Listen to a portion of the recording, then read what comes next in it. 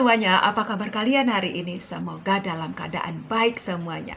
Hari ini Kak Masta bawa renungan, judulnya Palungan sebagai Tanda Tiada Tempat. Kak Masta mau tanya nih kepada kalian, di mana kalian dilahirkan? Maksudnya bukan di kota mana, melainkan di tempat apa? Apakah di rumah sakit khusus bersalin? Tidak semua anak Indonesia lahir di rumah sakit bersalin. Ada juga yang lahir di rumahnya sendiri.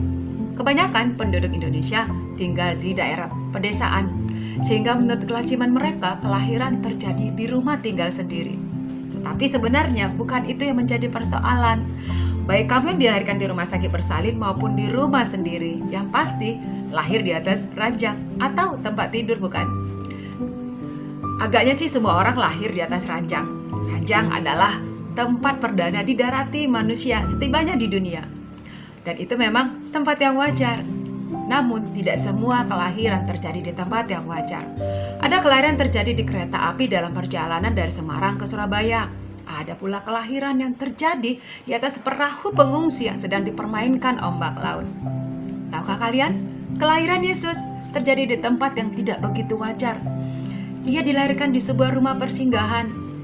Di Israel pada zaman itu, sebuah rumah persinggahan terdiri dari dua bagian, yaitu bagian untuk para tamu dan bagian untuk hewan transport mereka. Nah, di bagian tempat hewan itulah Yesus dilahirkan. Lalu dia dibaringkan di dalam sebuah palungan. Kalian pernah nggak membayangkan palungan?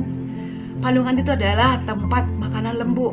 Di dalam palungan itu biasanya terdapat sisa-sisa bubur dedak bercampur rumput, becek, kotor, bau, dan berlalat. Sekarang coba kamu bayangkan sendiri, siapa yang ingin berbaring di tempat semacam itu? Dan ibu mana pula yang mau melahirkan di tempat seperti itu, serta meletakkan bayi kesayangannya di tempat seperti itu, kalau bukan karena terpaksa? Yusuf dan Maria melakukan itu pun karena terpaksa, adik-adik. Alkitab mengatakan, karena tidak ada tempat bagi mereka di rumah penginapan.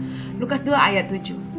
Malaikat mengabarkan kepada para gembala bahwa Yesus sudah dilahirkan di kota Daud. Tetapi di manakah bayi itu ditemukan? Karena itu malaikat pun memberi sebuah tanda.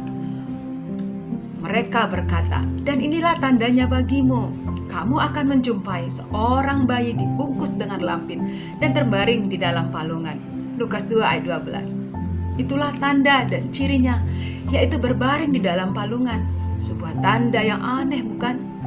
Tanda ketidakwajaran, tanda ketersisihan dari tempat yang wajar. Rupanya, palungan sebagai tanda ketersisihan itu mengisyaratkan solidaritas Yesus dengan mereka yang terpaksa lahir atau bertempat tinggal di tempat-tempat yang tidak wajar, di kubu-kubu perkampungan atau di pondok-pondok rayot di desa-desa. Palungan sebagai tanda ketersisihan itu pun menunjukkan solidaritas Yesus dengan orang-orang yang tidak mendapatkan tempat dalam masyarakat karena status ekonomi atau status sosial atau karena faktor jasmaninya seperti orang-orang difabel atau suku bangsa atau karena keturunannya. Tanda yang diberikan para malaikat untuk menemukan Yesus adalah terbaring di dalam palungan. Suatu tanda ketersisihan. Tanda bahwa ia tidak mendapatkan tempat. Demikian renungan Kak Masta. Kita berdoa. Terima kasih Tuhan Yesus, Engkau mau lahir di palungan sebagai tanda bahwa Engkau solidaritas kepada kami orang-orang yang tersisihkan. Amin. Yesus memberkati. Shalom.